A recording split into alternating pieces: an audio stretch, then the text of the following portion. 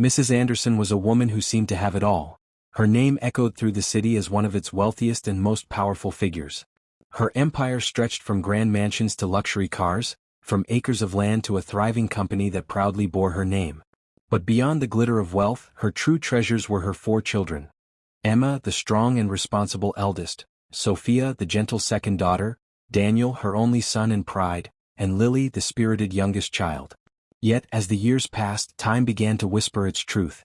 The woman who once stood tall and unshakable now felt her body betraying her. Fading strength and failing health cast a shadow over the life she had built. One evening, Mrs. Anderson sat quietly in her room. The room was still, and the soft light of the lamp made everything feel heavier. Her eyes lingered on a family portrait hanging on the wall. A deep sigh escaped her lips as a question filled her heart. When I grow weak, who will truly love me? Who will stay by my side when I can no longer stand strong? Determined to find out, Mrs. Anderson reached for her phone and called in 2 of the people she trusted most. Her lawyer, Miss Thompson, and her family doctor, Dr. Miller. When they arrived at the mansion, she leaned back in her chair and spoke in a weary but steady tone. I want to test my family's love. I will pretend to be gravely ill and watch who genuinely cares for me when they think I'm dying. Mrs. Thompson adjusted her glasses, surprised at first, but then nodded. That's a wise move, ma'am. But we must be careful. I'll set up another account and secure part of your fortune there.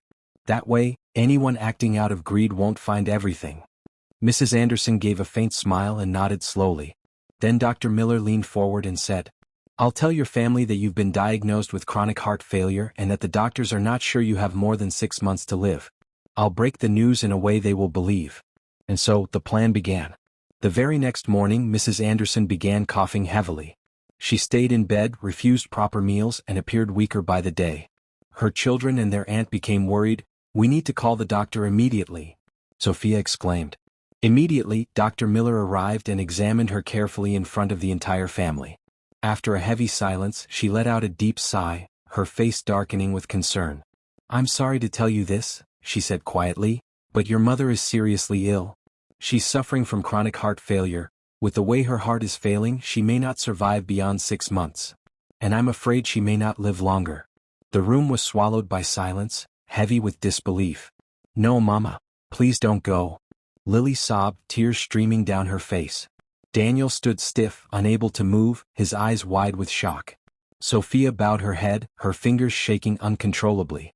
Emma, the eldest, hugged her own body tightly, as though bracing herself against a storm she couldn't escape.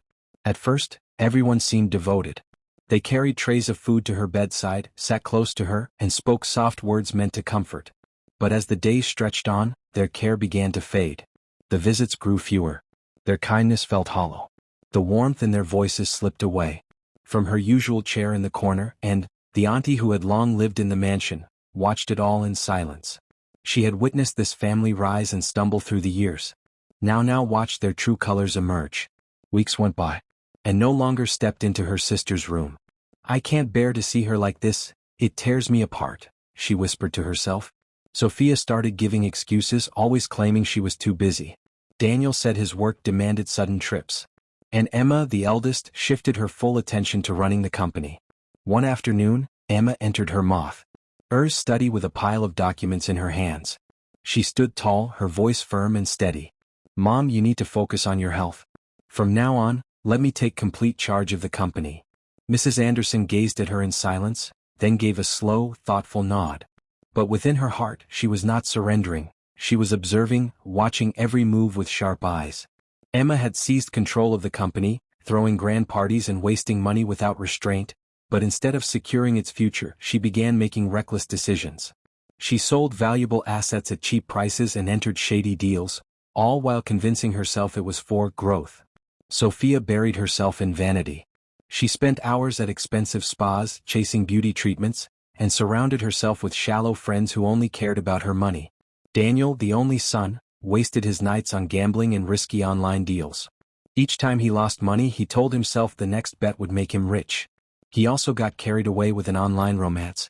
The young fashion model he met kept asking for gifts, and Daniel kept sending money, not knowing he was only sinking deeper into trouble. Meanwhile, Mrs. Anderson stayed in her bedroom, her coughs growing softer but more frequent, her body seeming weaker each day. She lay quietly, appearing to fade as the family around her drifted into their own selfish worlds. The only one who never abandoned her was the youngest, Lily. She brought her meals, kept her room spotless, read to her, and sang in a gentle voice that eased her pain. At night, she spread a small mattress beside her bed, refusing to let her mother face the silence alone. "Mum, I'll never leave you. I'll always be by your side," Lily cried one day, holding her mother's hand tightly. One evening she went to her aunt, her voice shaking. "Auntie, please, let's take Mum abroad. Maybe doctors there can save her." But Aunt sighed and shook her head. "No, my child. It will cost too much. And if she doesn't survive, all the money will be wasted." That night Lily stayed by her mother's bed. Tears rolled down her cheeks as she whispered prayers and wiped the sweat from her mother's body. Meanwhile, in another part of the mansion, Emma was laughing loudly with her friends. Music poured out of the windows. She lifted a glass and bragged, "Soon, everything here will belong to me." What she didn't know was that her mother, weak as she seemed, could still hear, and she was watching everything. Each morning the Anderson mansion seemed colder. Too quiet. Too heavy. Upstairs, in the grand bedroom, Mrs. Anderson lay weak on her bed. Her breathing was shallow, her eyes dim with fatigue, her chest rising and falling slowly with effort. Her cough was harsh and dry, as if something inside her was breaking. Her lips shook as she whispered, "Lily, thank you, my daughter." Lily sat close, holding her mother's hand gently. Through her tears she forced a smile. "You're not going anywhere, Mum. I'm still here with you." She dabbed her mother's sweaty forehead with a warm towel, helped her sip some water, then patiently fed her pap with a small spoon. When the coughing grew too hard, Lily rubbed her chest softly. And when her mother wasn't looking, she turned aside and wiped away her quiet tears. But no one else knew the truth. Mrs. Anderson was only pretending. She was not truly dying. Deep in her heart, she was watching, testing, waiting to see who truly loved her, and who was simply counting the days until her death to claim her wealth. One afternoon, as Lily stepped into the kitchen to warm a little pap for her mother, Mrs. Anderson slowly turned her face toward the wall. Her voice sank into a whisper. "So this is how it all ends? The same family I gave my youth, my strength, my very name. Not one of them cares to ask if I've eaten. Not even my own sister. I gave them everything, yet now, they only wait, counting the days until I'm gone." A single tear slipped down her cheek as she groaned softly. "Oh Lord, where did I go wrong?" Upstairs, her cough echoed through the rooms, heavy and raw. But downstairs, the noise was different. Laughter and loud music filled the air, pounding through the walls and drowning out her pain. Emma, her eldest daughter, had turned the guest room into a party hall. While her mother faded in the shadows, Emma laughed and danced to the rhythm of her own freedom. She sipped wine, laughed with friends, and made loud phone calls as if she already owned the whole house. She never once checked on her mother, not even at the company. One morning, Emma strode into the office with authority. She faced the board members and declared proudly, "Good morning. My mother is very sick and will not be returning from today. I'm in charge now." A few workers clapped politely, while others exchanged uneasy glances. Mr. Kenneth, an elderly man who had served Mrs. Anderson faithfully for years, rose slowly with respect. "So, Mrs. Anderson is still alive. Shouldn't we wait for her instructions?" Emma banged the table. "Are you trying to tell me how to run my mother's company?" Mr. Nice, another staff member, spoke up carefully. "We only want the company to remain stable. Maybe a team could support you until your mother speaks herself." Emma spun toward the HR manager. "Dismiss all of them. I don't want to see their faces tomorrow." Within minutes, security guards arrived and began escorting people out. Mr. Kenneth shook his head sadly. "You're firing me? After all the years I gave to your mother with loyalty? This is wrong." "I don't care." Emma yelled. "Leave. And whoever challenges me will join him." Just then, Sophia burst into the office after hearing the commotion. She stormed into the boardroom, her voice sharp. "What is wrong with you? Why are you acting like Mum is already gone?" Emma leaned back in the executive chair with a smug look. "Face the truth, Sophia. Mum has only a few months left. I'm just preparing for what's coming." "You're destroying everything she built," Sophia cried. Emma narrowed her eyes. "Oh, you think you're wise?" Sophia stepped closer, trembling with anger. "Stop this madness or I will stop you myself." Emma shoved her. In shock, Sophia slapped her hard across the face. Security rushed in and dragged the sisters apart. Later that day, Lily heard about the clash. Her heart broke. She called both Emma and Sophia into the living room. With tears running down her face, she begged, Why are you two fighting like this? You know Mum is not well. Why are you two fighting over money in the company when what Mama really needs right now is our love? Lily cried. Didn't she already give us a good life? Hasn't she sacrificed enough for us?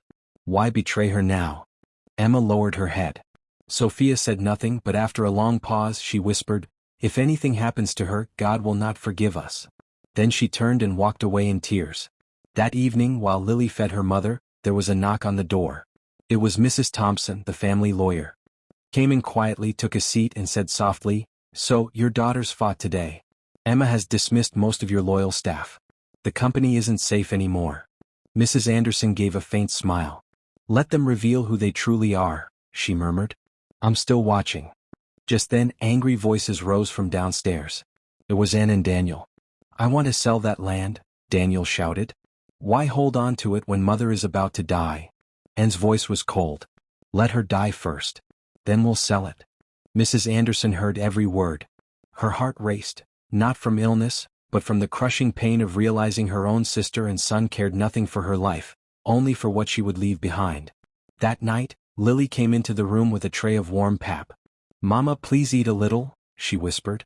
Mrs. Anderson looked at her with weary eyes and said softly, "Thank you, Lily. You are the only one who has stayed." Lily sat beside her, tears streaming down her face. "If anything happens to you, Mama, I'll never forgive myself," she sobbed, holding her mother's frail hand. The very next day, Emma called another meeting at the company. Standing tall, she announced, "I have a new vision. We're launching a luxury fashion line, clothing, handbags, perfumes. I want this brand to be huge." One worker raised his hand timidly. "Madam, we don't have that kind of capital now." Emma chuckled coldly, "Then borrow the money." "I said do it, this is still my company." When Sophia heard about the reckless idea, anger burned inside her. She stormed out of the office and hurried home. Entering their mother's room, she found Lily sitting by the bedside, gently holding Mrs. Anderson's hand. "Lily, can I have a word alone with her?" Sophia asked. "No," Lily said firmly. "If it concerns Mom, say it here." Sophia glanced at her mother, lying weak and silent. "Mom, Emma is destroying everything you built," she said. Mrs. Anderson slowly opened her weary eyes, looked briefly at Sophia, then turned away without speaking. Days slipped by. Mrs. Anderson kept up her act, appearing frail and sick, still resting in her quiet room. Lily never left her side, feeding her, cleaning her, and keeping her company with soft stories. But outside that door, the family was tearing itself apart. One morning, Sophia sat on the balcony, her face tight with frustration. She had just returned from the office and her thoughts raced. So Emma believes she can grab everything and squander all that Mother worked for? Not while I'm alive. The next day, Sophia dressed sharply and went to one of her mother's prized properties in the city, Anderson Waterfront Villas. The estate manager stood up in surprise when she entered. "Good afternoon, Ma," he said respectfully. "We're leasing out some of these villas," Sophia announced curtly. "What?" the manager exclaimed. "Ma, with all respect, this estate is one of your mother's most cherished achievements. She loved this place dearly. Please don't let it go. It carries her legacy." Sophia's eyes narrowed. "Are you challenging me? Don't forget who's in charge. If you stand in my way again, you'll be out of this job." The manager lowered her head quickly. "I'm sorry, Ma." But as soon as Sophia walked out, the manager reached for her phone and dialed the family lawyer. "Sir, Sophia wants to lease out the villas. Something feels very wrong." "Don't worry," the lawyer said calmly. "I'll handle this." The following day, she sent a few trusted people to quietly pretend as buyers for the estate. They acted like strangers. When Sophia completed the sale, they secured the documents and passed everything to Mrs. Thompson, who locked them away in her private safe. But Sophia wasn't done. A short while later, she also sold one of the large pieces of land their mother had left untouched for years. Once again, the lawyer arranged people to buy it, then stored the papers safely. Sophia felt proud, thinking she had gained wealth, not knowing her mother still owned both the estate and the land. 3 days later, Daniel heard the news. He stormed into the living room where Sophia was relaxing, watching TV. "Sophia," he shouted. "You sold Mother's estate and the land? Are you out of your mind?" Sophia jumped up, startled. "Daniel, stop shouting at me. I know what I'm doing." "You're a fool," he yelled, slapping her across the face. "That land was meant for me. Don't you dare sell anything else." Sophia slapped him back, and within seconds they were pulling each other's clothes, yelling in anger. Chairs crashed, flower vases broke, and a frightened maid ran to fetch Lily. "Miss Lily, please come quickly. Your brother and sister are fighting." Lily rushed in and saw Daniel and Sophia struggling, the living room in chaos. "What is wrong with you two?" she cried. "Why are you fighting over property when Mom is still alive?"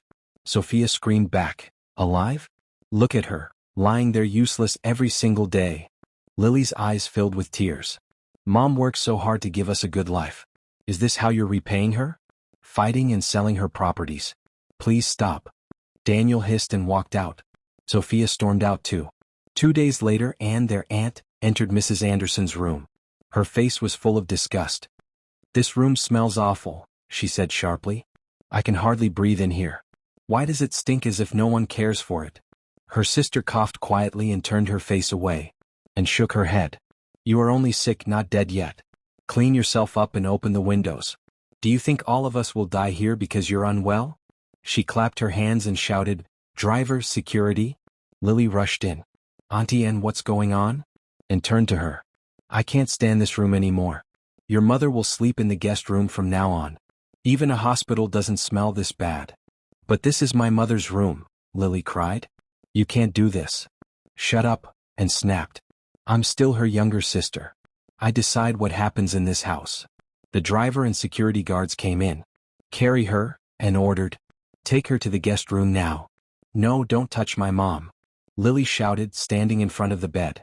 But they moved forward slowly, looking confused. Mrs. Anderson remained quiet. As they lifted her up gently, she looked around the room with sad eyes. Her heart was heavy, not because she was truly sick, but because of the pain her family was bringing to her soul. Weeks passed, and the once booming company of Mrs. Anderson began to suffer. Emma's careless spending and poor decisions were showing. The accounts were empty, profits were dropping, and loyal clients were leaving. Staff murmured, bills piled up, and suppliers refused to deliver until they were paid. The new fashion brand Emma launched with a massive billboard campaign turned out to be a complete disaster. The clothes were overpriced, the designs unappealing, and sales never came. Desperation grew as the company's funds dried up. Emma sat in her office, sweat on her forehead, her mind racing. "Where can I possibly find money now? If this company collapses, I'm ruined." Then a wicked idea entered her mind. "I'll sell the Golden Crest estate." That estate was the most valuable property in the city. Their mother built it with pride and always called it my golden house. That evening, Emma called for a family meeting. Everyone gathered in the sitting room. Their mother lay quietly in the guest room upstairs, coughing as usual. Emma stood in front of the family with a fake serious face. "The company is facing serious problems," she began. "If we don't act fast, we'll lose everything. So, I've decided we must sell the Golden Crest estate and put the money into good use for the company." But before she could finish, Daniel jumped up and shouted, "Which Golden Crest?" "The one Sophia already sold." The whole room went silent. Emma turned sharply. "What did you say?" Daniel folded his arms. "You heard me. Ask your younger sister." Sophia stood up slowly. Anne's eyes widened. "Sophia, is it true you sold the Golden Crest estate? Without telling me your aunt?" Sophia looked angry. "Auntie, don't shout at me. Did you ask Emma about all the money she wasted in the company? All the parties and the useless fashion line she started?" Emma jumped up and grabbed Sophia's shirt. "You thief. You sold Mum's estate and kept the money." Sophia said, "Don't touch me. I won't fold my arms and watch you waste all our mother's sweat chasing parties and throwing money around like water." They both began to fight. Chairs fell, glasses broke. Auntie Anne screamed and the maids ran out of the house. Daniel was shouting, "You both are mad. You want to kill each other?" Lily ran in crying. "Why is there no peace in this house? What? Our mother is sick upstairs and you are all fighting like wild beasts." She looked at everyone with tears in her eyes. "Why are we treating Mummy like this? Why are we so heartless? Money has blinded all of you." The whole room went quiet, but no one said a word. Later that night, the lawyer quietly entered Mrs. Anderson's room. Lily had just finished caring for her and stepped out to get hot water. The lawyer said, "Ma, I need to tell you something." Mrs. Anderson opened her tired eyes slowly. She gave a tiny nod. "It's about Sophia," Mrs. Thompson said. "She sold the Golden Crest estate and one of the large plots of land, but I stopped strangers from buying it. I used my people to get the papers and kept everything safe. Mrs. Anderson blinked slowly, her heart heavy but grateful. "Thank you," she whispered. Mrs. Thompson added softly, "Ma, the children are at each other's throats. Things are only getting worse. But don't worry, I'll make sure they don't ruin everything you've built." Mrs. Anderson closed her eyes, another weak cough escaping her lips. Her thoughts drifted. Is this what I worked so hard for? To raise a family that quarrels over wealth while I'm still alive? Emma wasn't finished. She planted herself in the center of the living room, clutching Sophia's shirt tightly, her face flushed with rage. "Hand over the estate money, Sophia. The company needs it." Sophia stepped back. "For what? So you can throw another pointless party or fly some guy to Paris again? I won't give you a single cent." Emma lunged at her, but Lily stepped between them. "Stop it. Both of you," she cried. "Can't you see Mummy is upstairs, sick and fragile? And you're here fighting over money like vultures." Sophia shook her head, grabbed her car keys and stormed out. Emma whirled to their aunt and hands trembling. "Auntie, did you hear her? She sold Mom's estate and pocketed the cash. What now?" And waved a hand calmly. "Let her be. She's obstinate. If she won't hand over the money, sell another property or a car." Emma frowned sharply. "Which car? Mine isn't an option." And didn't flinch. "Take your mother's white most expensive cars. She can barely use it anymore." At that moment, Lily returned with water for their mother and froze. "Auntie, and did you just say that?" "You heard me," and said coolly. "Let her sell it. We need the funds." "This isn't right," Lily said, tears forming. "That's Mom's favorite car. You want her to sell it while she's still alive? That's cruel." Anne's eyes narrowed. "You don't understand. The company needs money before it collapses." Lily shook her head. "Then tell Emma to rehire the old employees. They know the company inside out. They can help rebuild it." Emma snorted. "Never. They were slow and incompetent. Mom trusted them, but I won't." "If she trusted them, so should you," Lily snapped. 2 days later, 3 glossy white limousines glided through the mansion gates. Mrs. Anderson's in-laws, her late husband's older and younger brothers, stepped out alongside their older sister and a village elder, bearing fruits, drinks, and a beautifully wrapped gift. "We heard your sister-in-law isn't well," the younger brother said. "We came to check on her." Before they could approach, and stormed out, her wrapper flying behind her. "Who invited you here? What are you doing?" The village elder stepped forward calmly. "Ma'am, we came to see our relative and pray for her." "Pray? Pray for who?" And snapped. "When she was healthy and wealthy, you weren't here. Now she's sick and you show up like vultures." Ashamed, they looked down. "We meant no harm," they muttered. And clapped her hands sharply. "Go back to your village. We don't need fake concern here. Leave before I call security." From the upstairs window, Lily watched, her heart aching. Her mother lay silent in bed, a tear sliding down her cheek. That evening, the mansion remained tense after the confrontation. But things were about to spiral further. Sophia stormed into the sitting room, face blazing with fury. She had just returned from work. "Auntie," she shouted, and emerged from the kitchen, glass of juice in hand. "Why are you yelling? Why did you allow Emma to sell one of Mom's houses and the car?" Sophia demanded, and rolled her eyes. "Must you scream every time you speak? I gave the order because the company needs money. Or do you want everyone mocking us?" Sophia stepped closer. "Auntie, with Emma running things, what makes you think the company won't collapse again, even if we liquidate all Mom's properties?" And frowned. "Don't speak like that. She's your elder sister. Show respect." "Respect? She's acting like she owns everything. And you support her." The trouble started when she fired loyal staff. The company was thriving, then she replaced experienced workers with clueless friends. She's acting like the boss, wasting money, flaunting luxuries, pretending she has the right to everything.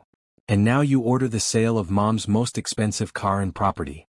And shot back, "But you refused to bring the money from the estate Sophia sold." Sophia threw her hands up. "Auntie, please? If Emma keeps this up, she'll sell all of Mom's assets one by one, and the company will still sink." A tense silence fell. Then Sophia added, "Call Miss Thompson. Let her read the will. That way, everyone gets what belongs to them and no one touches what isn't theirs." And was quiet, then nodded slowly. "Fine. I'll call her first thing tomorrow as early as 6 a.m. the next day," and called the barrister. The barrister arrived. By noon, the living room was filled. Daniel scrolled through his phone, chatting with girlfriends. Emma smirked, crossing her legs. Sophia folded her arms, waiting, while Lily sat quietly in a corner, worried. The door opened and Mrs. Thompson entered with a leather folder. "Good afternoon, everyone. I understand you requested the reading of Mrs. Anderson's will. Apologies for arriving late." "Yes," Sophia said quickly. "We want to know who gets what before anything is lost." Opening the folder, she said, "Unfortunately, your mother has not yet written a will." "What?" Daniel shouted. "Yes," Mrs. Thompson continued. "She intended to do so before falling ill and even booked an appointment, but she became too weak before we could meet." Emma stood angrily. "So, there's no will at all?" Mrs. Thompson raised a finger. "Even if there was a will, it wouldn't be read while he's still alive," and looked confused. "So what now?" Mrs. Thompson met their eyes one by one and said, "Now, all of you need to wait and take care of your mother. She is still alive.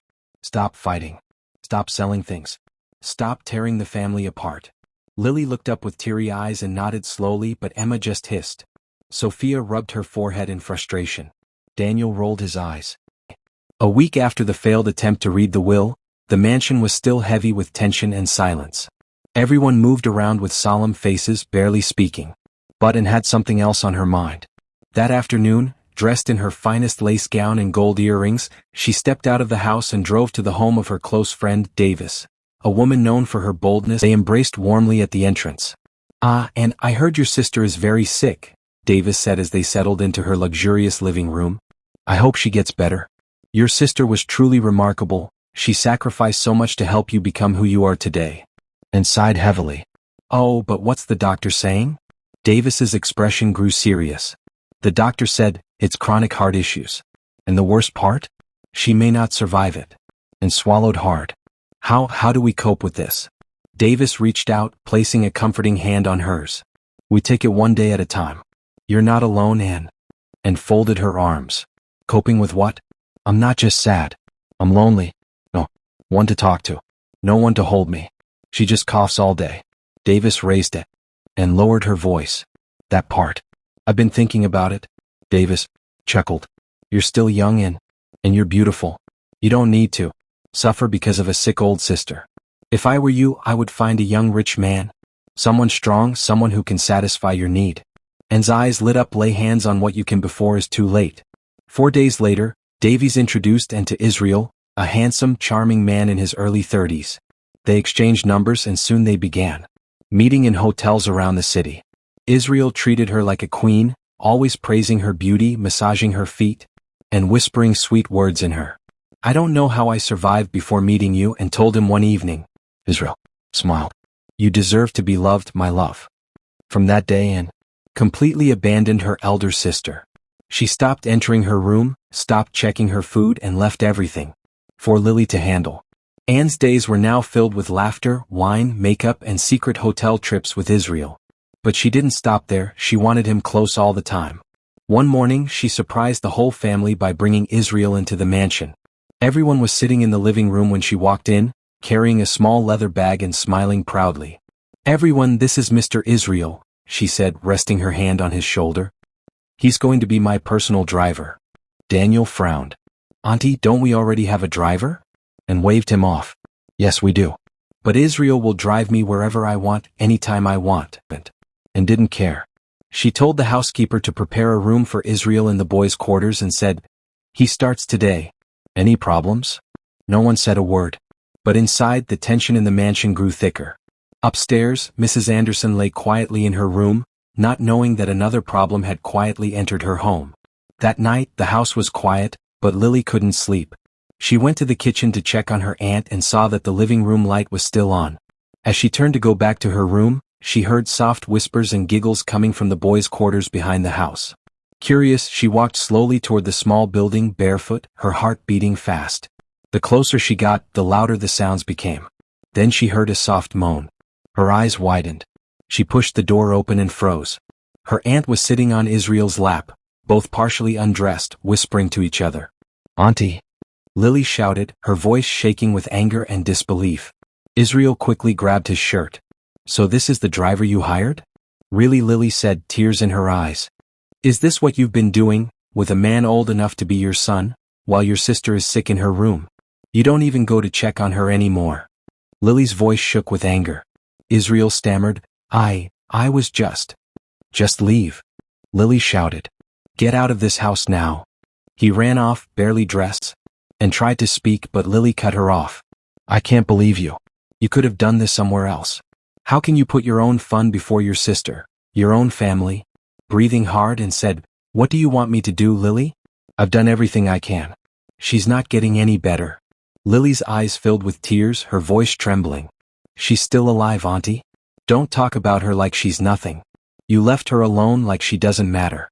For months, you've chosen your own pleasure over the woman who raised you. Honestly, this should have happened somewhere else, not in this house. And pointed a finger. Don't you ever tell anyone what you saw. Not even your siblings. Lily turned and walked away, shaking with anger. The next morning she sat by her mother's bed, watching her sleep, tears streaming down her cheeks. She whispered softly to herself, There's no reason to keep her here anymore. No one cares. Maybe, just maybe, someone in the village can help. Wiping her tears, she packed a few things and quietly made arrangements with the mansion driver. By evening, she had taken Mrs. Anderson back to the village where she had been married from. As soon as they arrived, the news spread quickly, Mrs. Anderson is sick. She's back home. Her extended family, uncles, cousins, village elders and neighbors, came out to greet her warmly. Some carried baskets of fruit, others brought jugs of palm wine, and a few had bundles of traditional herbs. They gathered in the yard, shaking their heads with concern. She has always been incredibly generous, an elderly woman said. She and her late husband even built a borehole for our village, helped construct the school for our children, and supported many young people in the community. She has given so much to all of us. People began offering food, money, and advice. One woman spoke up, There's a spiritual healer in the village, very skilled. Her remedies are even stronger than hospital medicine. We should ask for her help. Another added, We can't just let Mrs. Anderson suffer like this. Lily watched, feeling a mixture of surprise and relief. So many people care about my mother, yet her own family turned away, she thought. The next day the healer arrived, a tall woman with fair skin, her face marked with white chalk, carrying a long bag of roots and small bottles. She entered Mrs. Anderson's room and looked at her quietly, taking in her calm presence. Then she turned to Lily. I need to speak with her alone, she said softly. Lily nodded and stepped outside. The healer sat beside Mrs. Anderson and leaned in. You have a strong spirit, she said gently. You are far tougher than anyone let me believe. Mrs. Anderson exhaled slowly. That's because I was never truly unwell. The healer's eyes widened. What do you mean? They pretended I was sick, Mrs. Anderson said firmly, her voice steady. It was a test, to see how others would act. The healer blinked, stunned. A test. Mrs. Anderson nodded slowly. I needed to see who truly loves me, who would stand by me if I were helpless. Only my lawyer and doctor knew the truth. I kept it hidden from my children, my sister, and everyone else. I wanted to see their hearts. The spiritual healer looked deeply into her eyes and smiled. You are wise, very wise. You wanted to look beyond the surface. Mrs. Anderson closed her eyes, breathing slowly. Now I know. The healer sat quietly for a moment, her gaze full of respect. Lolo, she said softly, you are not just a wealthy woman, you are full of wisdom. Many fear death, but you used it as a mirror to see people's true hearts. Mrs. Anderson gave a tired nod. Thank you, my friend, but what I've seen has broken me. The healer placed a warm hand on her shoulder. You are not alone. You still have one child who truly loves you, your daughter Lily. She's your light in the darkness. Hold on to her. Outside the room, Lily paced the courtyard, staring at the healer's bag, her heart pounding. Please, let her have good news, she whispered. Finally the healer stepped out. Lily rushed toward her. How is my mom? Is she okay? The healer gave a gentle smile. Your mother is stronger than you think. Lily's eyes lit up. You mean the herbs are already helping? The healer chuckled softly and patted her shoulder. Just keep doing what you're doing. Your love is already healing her. Lily was confused, but she nodded. Thank you. Back in the city mansion, Emma roamed the house like a restless storm, flipping through documents and shaking her head. The company is dying, she muttered. No money is coming in and investors are pulling out. She stormed into the sitting room where Anne and Daniel were watching TV. Auntie Daniel. If we don't act fast, the company could shut down completely. And snapped, act fast again, Emma? We're not selling anything. You can close that fashion brand you opened if you like. Daniel rolled his eyes. Why don't you sell your car this time? Emma glared at him. Don't be ridiculous. Sophia walked in from outside, having overheard them.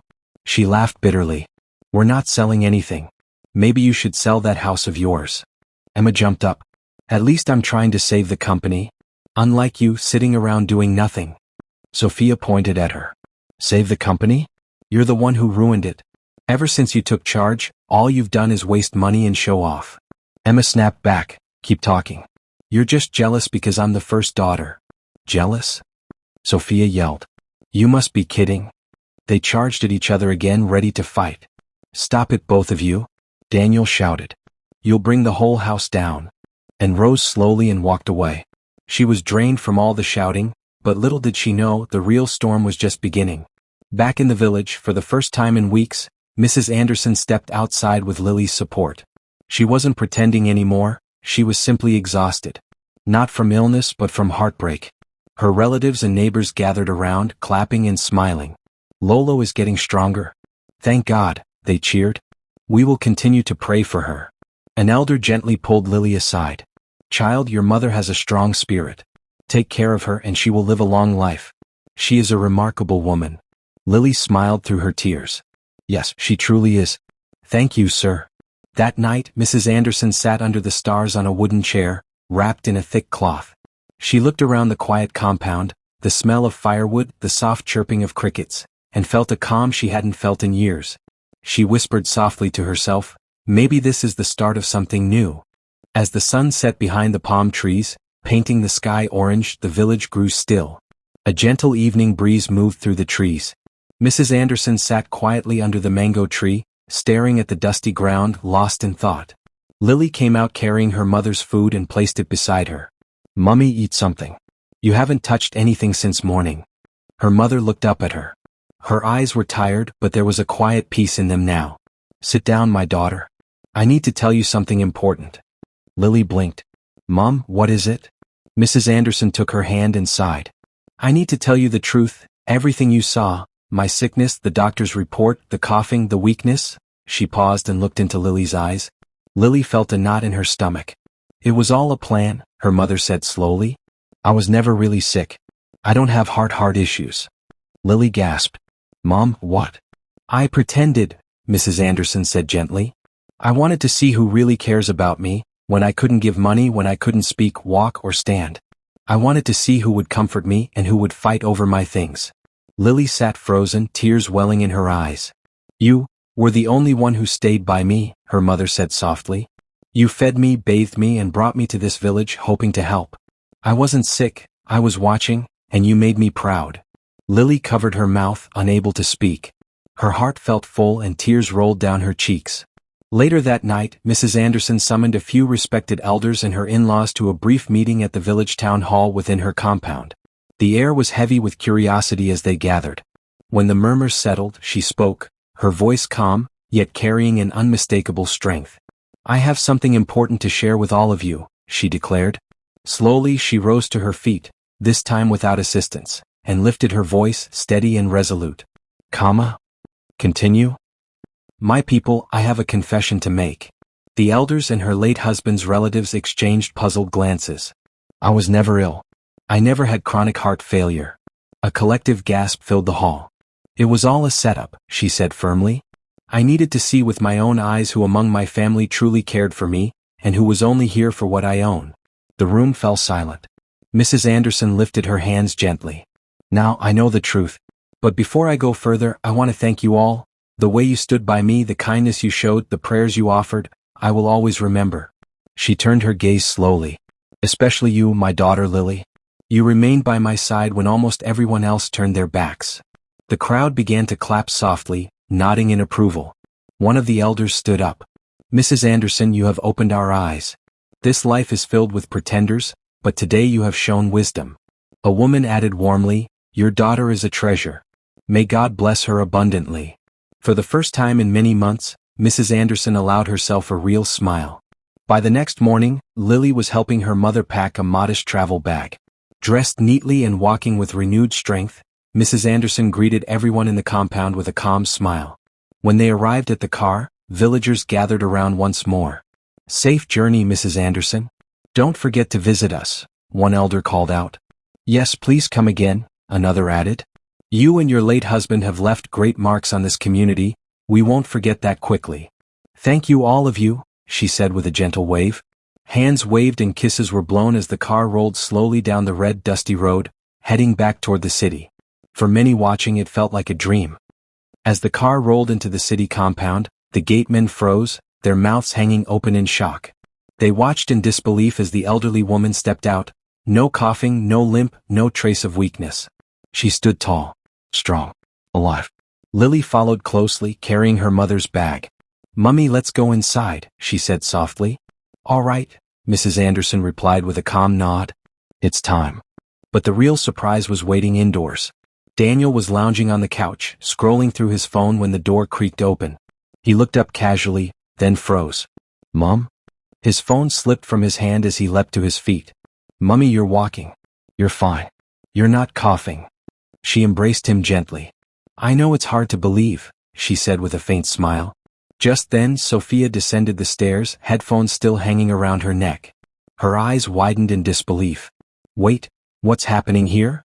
She saw her mother standing, upright, healthy, steady, not the frail woman they thought was near death. Mummy? Emma followed behind, still on a call. The phone slipped from her fingers and shattered as soon as she saw her. You're okay? She stammered. Mrs. Anderson looked at her children, her expression calm yet unreadable. Good afternoon. From the kitchen, Anne's voice called out, Who broke something again in this house? She stopped in her tracks when her eyes fell on the woman she believed would never walk again. Her heart skipped. Big sis. She clutched the wall for balance, staring between her sister and Lily. You're strong. You're walking on your own. Lily stood proudly beside her mother. Welcome home, Mummy, she said softly. Mrs. Anderson gave a slight nod and walked straight to her master bedroom without a word. The house fell into an uneasy silence, as if the walls themselves were holding their breath. Everyone turned toward Lily, their eyes full of questions. Daniel grabbed her hand. How is this possible? What did you do? Sophia's voice trembled. The doctor said she had late-stage chronic heart failure. She was supposed to die. How is she standing here like nothing ever happened? Emma rubbed her temples. This must be a miracle. And whispered, It feels like a dream. Lily met their stares with a calm but firm look. I didn't perform any miracle, she said evenly. I only gave our mother what she truly needed, love, care, and peace. If you still have questions, ask her yourselves. She turned and walked upstairs, leaving them in a cloud of silence and confusion. Later that night, Mrs. Anderson sat quietly in her room. She slid open the drawer beside her bed and revealed something unexpected, a small black device. A CCTV camera. From a hidden box beneath her bed, she retrieved two more. One by one, she connected them to a monitor. The screen flickered to life. There it was, clear footage of everything that had unfolded while she pretended to be gravely ill. Every word, every action, recorded. She exhaled deeply, her eyes reflecting a mixture of sadness and resolve. Then she reached for her phone. Hello, Mrs. Thompson, she said calmly. Come to the house tomorrow morning. Bring every document I entrusted to you. It's time. Downstairs, the rest of the family sat in heavy silence. No one spoke. No one dared to move. Sophia kept her head lowered. Daniel bit his nails nervously. Emma clenched her fists and stood in the corner, arms folded, her eyes darting anxiously. The family lawyer, Mrs. Thompson, sat composed, a brown folder resting on her lap. Moments later, Mrs. Anderson entered, upright, steady, her presence commanding as ever. She walked to the center of the room like a queen reclaiming her throne. I have already explained everything to Mrs. Thompson, she began, her voice carrying calm authority. Now it is time I tell you the truth. All eyes turned toward her. I was never sick. I never had chronic heart failure. It was all a test of love, a test of loyalty, a test to see the true hearts of my sister and my children. Her gaze swept slowly across each face. And now I know who you really are. Her voice wavered for a moment before regaining its strength. Only one person stood by me from beginning to end, Lily. She turned sharply toward Emma, Sophia, and Daniel. I gave you the best education, a life of comfort, travel, even a company to inherit. And yet, the moment you thought I was dying, you didn't wait. You divided my properties as if I were already buried. She faced Emma first. You, My first child, the one meant to guide your siblings when I'm gone, you betrayed that trust. You dismissed loyal workers who built this company with me, people who sacrificed their lives for our success. You replaced them with your friends. You squandered company funds on parties. You sold my house and my most valuable cars. What I spent 50 years building, you destroyed in weeks. Emma covered her face in shame. Then Mrs. Anderson turned to Sophia. And you sold the Golden Crest estate and a precious piece of land as if they were nothing. What? Because you didn't sweat to earn them. Thankfully, I have a lawyer who values my legacy. She quietly bought them back before you could lose them forever. Sophia fell to her knees, tears streaming. Mummy, please, forgive me.